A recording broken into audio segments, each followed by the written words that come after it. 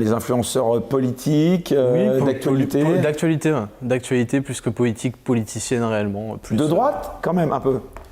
De chez moi plutôt. Si tu veux, je ne mets pas d'étiquette, je ne m'affilie à personne parce que je développe des idées qui sortent du cadre de ce qu'on peut appeler la droite, la gauche. Je vais piocher là où je veux parce que je vais essayer d'être cohérent avec ce que je pense sans m'enfermer dans un courant d'idées. Comment t'en es arrivé à créer cette chaîne YouTube qui cartonne ? Comme je t'ai dit, ça commence en 2015. Globalement, ça démarre de qu'est-ce que j'aimerais voir sur YouTube. Et en fait, plutôt que d'attendre que quelqu'un le fasse, je me suis dit, on va le faire. Bah ouais, c'est plus simple. Et forcément, au début, c'était plutôt un défouloir, je le dis, je l'admets. Et au fur et à mesure, j'ai construit un petit peu ma pensée, mes avis. Et c'est comme ça un peu que je suis arrivé aujourd'hui à faire mes vidéos, quoi. Défendre leurs idées qui sont finalement très simples. Je veux dire, un garçon est un garçon, une fille est une fille. On a envie de vivre et de s'assumer comme on est. Ça choque personne, mais dans le monde, parfois je me pose la question, mais dans le monde actuel, des choses aussi simples sont vues comme des révolutions coperniciennes. T'as été victime de cette censure là dont tu parles sur YouTube ? Oui, sur YouTube, oui, plusieurs fois. Après, parfois je peux comprendre, parce que c'est vrai que des fois j'allais un petit peu, un petit peu loin dans certaines vidéos.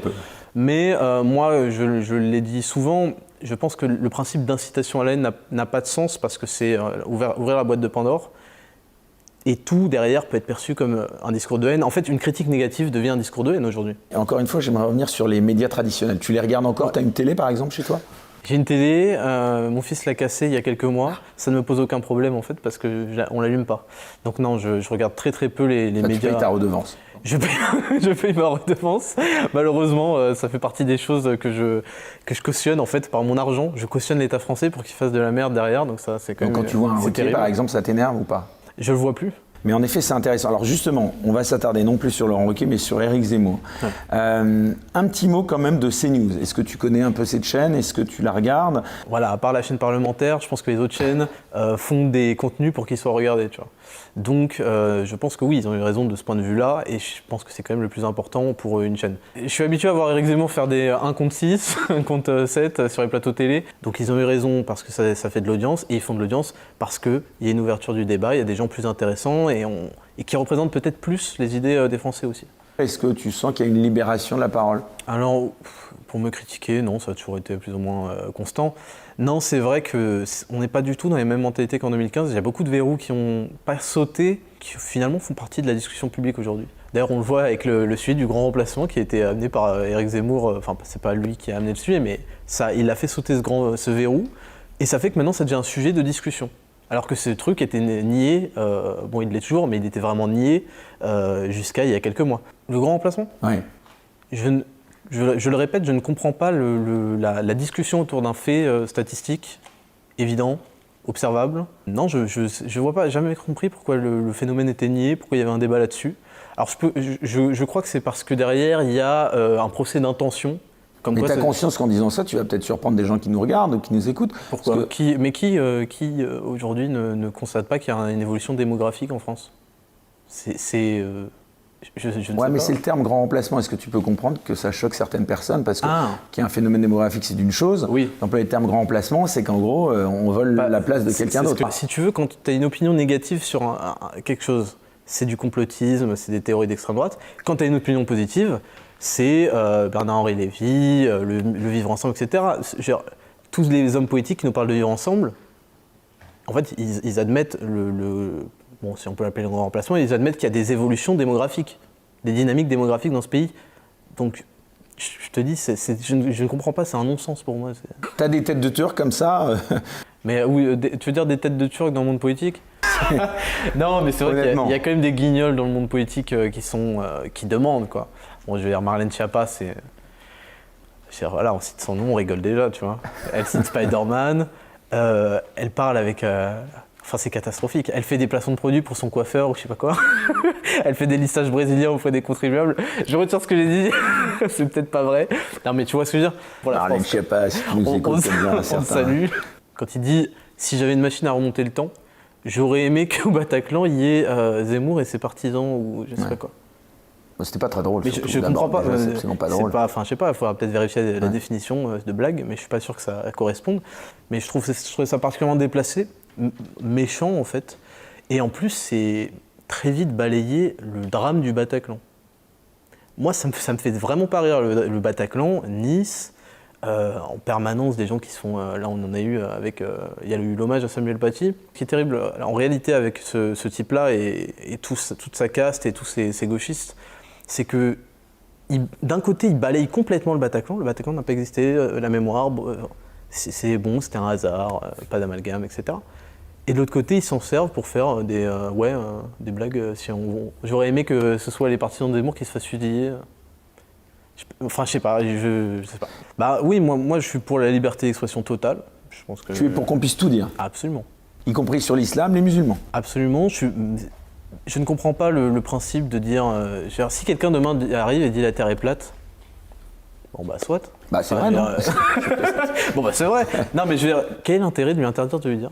Le but, quand on s'exprime, c'est pour convaincre des gens. Quand on défend des thèses, c'est pour convaincre des gens. Si on n'est pas capable de convaincre, bon bah on n'est pas capable de convaincre parce qu'on n'est pas assez convaincant. On n'a pas assez d'arguments, de raisonnement logique. Comment tu prépares par exemple tes prises de parole? Il y a des formats où il n'y a pas du tout de caméra, où je suis au micro et où j'ai écrit un script. Souvent ça va très vite parce que je lis et que en fait, c'est un format où je suis vraiment très agressif, je vais à droite à gauche, ça va vite, on aime. Voilà, il y a ce format-là. Et sinon, c'est le format Facecam. J'ai quelques notes parce que j'essaie de préparer un minimum le sujet pour savoir où je vais. Comme ça, je me repère dans la vidéo, ça me fait gagner du temps parce que sinon, je me répète pendant 3 heures pour garder 10 minutes à la fin. J'ai quelques notes et sinon, c'est de l'impro. C'est de l'impro, mais pas vraiment parce que j'ai passé les jours précédents à parler à haute voix pour construire le raisonnement, si tu veux. Et ça m'aide le jour J. Je sais qu'est-ce qu'il y a dans le raisonnement qui est nul et que je vais virer, qu'est-ce qui va me faire avancer, tu vois.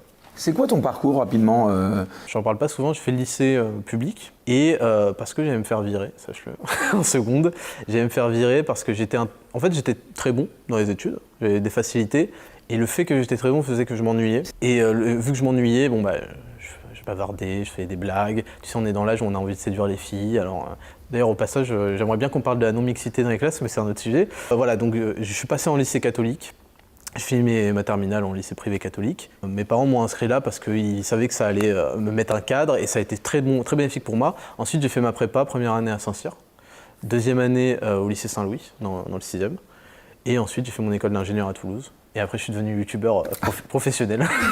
Quelle évolution! Ouais, bah, j'ai vu beaucoup de milieux et j'ai choisi d'être mon propre patron aujourd'hui. Bah, évolution, carrière, est-ce que tu es soutenu? Est-ce qu'ils disent que tu en fais un peu trop? Alors, comme tous parents, je pense qu'ils voulaient de la sécurité. C'est pour ça que je fais école d'ingénieur, etc. Bon, j'avais des facilités, il fallait que je les utilise pendant que j'étais jeune aussi.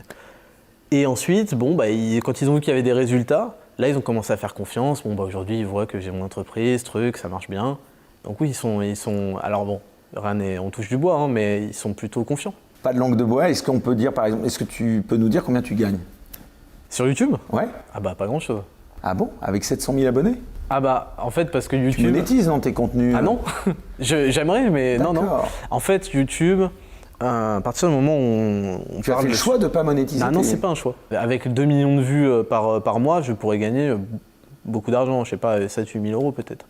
Non, je fais pas le choix. C'est juste que YouTube, dès lors qu'on évoque des sujets, je sais pas problématiques parce que j'aime pas ce mot, mais il y a un mot dans le règlement de YouTube. Tout de suite, on est démonétisé. Et ensuite, c'est une longue démarche, sauf qu'on a déjà fait toutes nos vues. Et en plus, ça aboutit pas. Si tu veux, comme tous les obstacles dans la vie, soit ils te détruisent, soit t'en tires des choses et tu rebondis. Et grâce à ça, en fait, je me suis pris en main, j'ai créé ma propre entreprise, tu vois, j'ai une société de coaching, j'ai d'autres choses qui vont arriver. Et ça m'a boosté, tu vois. Parce qu'il y a beaucoup de gauchistes qui sont là sur YouTube, à croire que le monde doit les remercier d'exister, ils veulent un salaire de youtubeur. Je sais pas si tu es au courant de ces... Non, quoi. Le socialisme va tellement détruire les esprits des Français qu'il y a des mecs sur YouTube qui pensent que, vu que la société les remercie d'exister, tu vois, en leur donnant des allocations de merde, ils croient que maintenant ils font un salaire parce qu'ils ont fait une vidéo, tu vois. Et donc, bon, je suis pas de ce bord-là, et du coup, ça m'a tout de suite été bénéfique. En fait, je sais que ça paraît paradoxal, mais qu'on me coupe la monétisation sur YouTube m'a forcé à adopter un autre modèle économique. Voilà, si tu avais aujourd'hui quelqu'un qui t'inspire ou qui, en tout cas, te fait réagir plutôt en bien, Est-ce qu'il y a, je sais pas, un youtubeur, un artiste, un moi, chanteur? je vais les saluer parce qu'on fait partie d'une petite famille quand même, donc on se serre les coudes. Il y a... Dis pas Carlito Leclerc. Ah non. Non, dans le domaine de YouTube, on a Valek qui est un ancien, qui est très bon. On a El Ryan, on a Bruno Le Salé. Papa Pasteur, on l'a déjà cité. Même encore aujourd'hui, parce que c'est vrai que YouTube n'est pas fait pour être une plateforme politique, tu vois, à la base. C'est vrai que nous, on est arrivés, moi je parle d'actualité, je parle de politique. A priori, ça ne devrait pas intéresser beaucoup de monde, parce que YouTube, c'est un truc qui promeut quand même de plus en plus le fast-food, la très très grande régularité, plusieurs vidéos par semaine, des trucs de mongolien, faut le dire quand même, avec des je mange toute la journée des aliments bleus, tu vois, des trucs de débiles mentaux qui sont mis en avant par la plateforme. Mais c'est normal aussi qu'ils soient mis en avant parce qu'ils sont consommés par beaucoup d'enfants et c'est quand même eux la plus grande population sur la plateforme aujourd'hui, tu vois. Il faut pas confondre liberté d'expression et menace de mort. C'est-à-dire que il y a mais dans la loi, je veux dire, c'est séparé, hein, c'est pas moi qui invente les trucs. Il faut pas confondre donner une opinion qui peut être violente, c'est à l'appréciation de chacun sur un sujet, et dire ouais, je vais te violer, tu vois. Quand tu menaces quelqu'un de le pendre et de le violer, c'est pas de la liberté d'expression. Le service public aurait dû avoir ce rôle objectif tu vois, à la différence du privé, de ne pas avoir d'accointance, de ne pas avoir de préférence. Et je veux dire, encore une fois, si des opinions posent des problèmes à des personnes, tout simplement qu'ils les combattent avec des idées, avec des mots. C'est le principe. Hein. Alors on voit qu'il y a quand même le phénomène Éric Zemmour, tu vois, qui a fait quand même beaucoup de parutions médiatiques ces derniers temps, donc c'est peut-être ça qui forcément a manipulé. Tu ne penses pas, contrairement à Florent Philippot, qui pouvait craindre aussi que ce soit une bulle, et puis que ce qui se passe plusieurs mois avant la présidentielle se dégonfle à l'arrivée? Ce que j'allais te dire, c'est que une course médiatique, si c'est un sprint, ça va être difficile d'arriver à 6 mois. Là, c'est parti fort et c'est peut-être ça qui oriente, si tu veux, les sondages et les avis des Français. Parce que les élections, en tout cas à mon sens, pour moi, sont vraiment dictées par la puissance médiatique. Tu vois. Mais Marine Le Pen, en fait, quel est son argument en fait? Son argument, c'est bonjour, salut, c'est moi. Pourquoi vous votez pas pour moi? C'est moi, Marine de Front National. Donc est-ce que tu crois qu'il a raison, lui, de s'approprier ce sujet? Est-ce qu'il y a un sujet? Oui, je pense qu'un sujet n'appartient à personne. Alors c'est drôle parce que du coup, comme je t'ai dit, ça démocratise certaines idées. On voit Valérie Pécresse maintenant qui reprend les idées d'Éric Zemmour, c'est très drôle. Mais du coup, oui, rien n'est joué. C'est vrai que Zemmour pourrait être une surprise, pourrait être une bulle spéculative aussi. C'est toujours difficile à dire, hein, honnêtement. Je vais peut-être te décevoir parce que, alors je sais que ça peut paraître, bon, je me cache, mais moi je me méfie énormément de la politique et des élections. Tu vois, vraiment, bon déjà, moi je pense qu'Emmanuel Macron est réélu. Je suis désolé de casser l'ambiance, je suis désolé. Ah non, mais... Parce qu'en fait, tout le principe des élections, c'est de redonner un peu de baume au cœur, ça fait de l'ambiance, tu vois. Ça redynamise les Français à croire qu'ils ont vraiment la main sur les choses. Donc non, moi c'est vrai que je me méfie de tout ça, honnêtement. Je pense que Emmanuel Macron s'est joué d'avance. Encore une fois, je suis désolé. C'est le rôle des sondages, et c'est pour ça qu'ils sont un peu pervers, c'est que quand tu décides qu'un candidat est gagnant d'avance, tu dissuades beaucoup les gens d'aller voter. Et en fait, tout le système des élections, même au 2 tours, est catastrophique, je trouve. Donc c'est compliqué, voilà. Parce que, en fait, soit on est animé par des volontés un peu tribales, d'essayer de mettre bien son ethnie d'origine, etc. C'est ce que dit d'ailleurs, je crois qu'Éric Zemmour dit ça. Il dit on a laissé le droit de décider de l'immigration aux immigrés. Bon, c'est vrai que c'est un non-sens, et il a raison de dire ça. Et je te le dis en étant d'origine immigrée, hein, tu vois, j'ai aucun problème avec ça. Que je trouve non, mais ça ne juste, choque pas cette histoire des prénoms, par exemple? Je trouve que c'est un peu anecdotique, je comprends pas pourquoi il insiste dessus. C'est vrai que ça pourrait être élargi. Moi, je trouve que cette idée n'est pas bête. En fait, j'en ai fait toute une vidéo d'ailleurs il y a 2 ans, je crois que c'était avec Absatoussi, tu te souviens? Ouais. J'en ai fait une vidéo parce que ça paraissait con et tout, et justement j'ai essayé de fouiller, et non, c'est pas bête, ça crée une communauté nationale, d'histoire, etc. Et en plus, ça filtre forcément des gens réticents. Tu vois, Florent Philippot que tu as eu la semaine dernière, je l'ai trouvé très courageux sur le cas du Covid, même trop courageux si tu veux, parce que moi je vois que je suis pas très optimiste pour la suite, et là il est dans quelque chose. Les Français ont lâché ce sujet, ils ont capitulé. Je reconnais à Florent Philippot un courage politique. Je reconnais à Éric Zemmour un courage politique. Je reconnais à Emmanuel Macron d'être très intelligent et très malin. Qu'est-ce que tu en penses de ces des pitreries? Ouais. C'est des pitreries. Emmanuel Macron a fait beaucoup de pitreries. Il y a quelques temps, là, il est parti faire un match de foot. Et lui, il va jouer au football, il fait des petites roulades Enfin, c'est pas lui qui a fait la roulade, mais tu vois ce que je veux dire? C'est indécent, c'est indigne, et je ne parle même pas de la fête de la musique, où il y avait des choses inqualifiables qui étaient habillées de manière inqualifiable et qui sur de la musique inqualifiable. Voilà. Parce qu'on est arrivé à ce stade-là de liberté d'expression où je préfère dire inqualifiable. Il y a des gens qui vont dire que tout est réac, par exemple, en disant oui, ça. oui, mais je me moque de ce que les gens pensent. C'est pas comme si je les respectais particulièrement. Donc. La jeunesse, elle est divisée parce que, alors déjà, on sous-estime énormément le fait que plus on avance et plus on est des générations qui ont vécu dans tout ça. Dans 20 ans, on aura des générations qui ont connu que le masque, les QR codes, les trucs. Ça va être catastrophique, mais bref, c'est pas le sujet. C'est très difficile de se dépêtrer de ce qu'on appelle l'éducation nationale, qui est un système de lobotomisation en stade avancé et d'extrême gauche. Il faut dire les choses clairement. C'est très difficile de se dépêtrer de tout ça quand on a l'éducation nationale, le système médiatique et surtout le confort. Le confort d'avoir ces idées-là qui nous propulsent. Les gens qu'on suit, les influenceurs qui sont vachement connus, ils ont ces idées-là, tu vois, de gauche, quoi. On reste là-dedans par confort, parce qu'on a été fabriqués. Et puis d'un autre côté, il y en a qui ne supportent plus. Tu vois, c'est des gens qui me regardent plutôt, qui ne supportent plus toutes ces conditions, ils ne supportent plus qu'on les méprise, ils ne supportent plus qu'on les insulte pour ce qu'ils pensent. Donc ouais, la jeunesse est divisée, énormément. Et bien je vais te dire, il en manque de savoir c'est quoi un vrai Français. Et Éric Zemmour utilise le mot assimilation. S'assimiler à quoi? Éric Zemmour, quand il parle d'assimilation, il parle toujours d'histoire. Le problème, c'est que quand on arrive, on est dans le présent. Quand des immigrés arrivent, je te le dis très honnêtement, dans le présent, ils voient des trucs catastrophiques. Ils n'ont pas envie de s'assimiler à des sociétés, j'allais dire complètement dégénérées, mais c'est un petit peu ça. Tu vois, là, il y a une nouvelle loi qui autorise les hommes, parce que c'est toujours dans ce sens-là, les hommes qui se sentent femmes, à aller dans les vestiaires des filles, dans les trucs comme ça. On s'assimile à quoi? Il y a trop d'incohérences, et en fait, donc, les immigrés arrivent et ils voient un modèle, en fait, où juste on peut carotte des trucs. Je pense qu'ils pensent comme ça, tu vois. Ils disent, bon, il y a des aides sociales, il y a des trucs.